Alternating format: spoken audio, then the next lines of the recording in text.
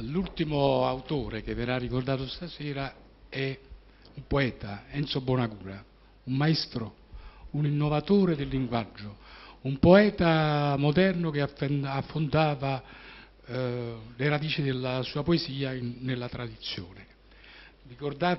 Basta ricordare le immagini che lui ha creato per le sue canzoni, da Scalinatella a Sciummo, a Maruzzella, a Sorrento Innamorato, a Palcoscenico, un sacco di belle immagini.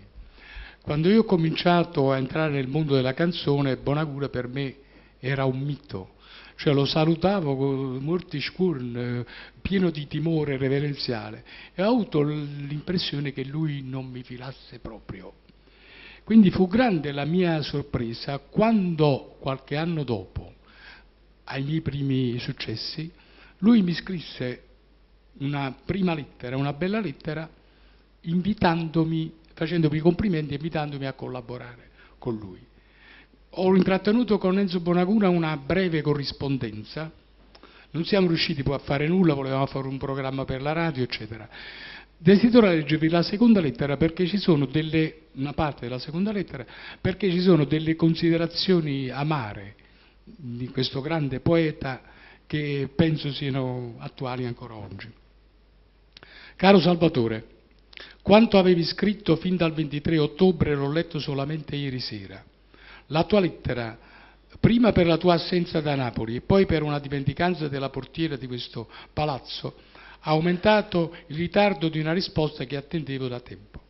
Ti ringrazio di quanto mi dici e ti confermo che desidero vederti. Gettare le basi di una collaborazione che ci porti gioia e successo e giovi a Napoli moribonda, bistrattata, offesa, rinnegata è nostro dovere. Credo che solo un consulto fra chiarissimi esperti possa prima guarirla e poi aiutarla a mettersi in salute. Azioni svolte solo nel proprio interesse e non nel buon nome dell'arte portano ai risultati negativi ottenuti fino a ieri. Chi nel mio tempo, per 30 anni, non seppe fare canzoni, non si affacci a dire che ne è capace oggi. Ecco perché ho trovato miracolosamente giusto il tuo portarti avanti e ti ho salutato come i trionfatori che portano il tuo nome. E poiché ti so animato dalle mie stesse idee, accostiamoci e cominciamo il sano discorso. E seguo così, ti abbraccio, Enzo Bonagura.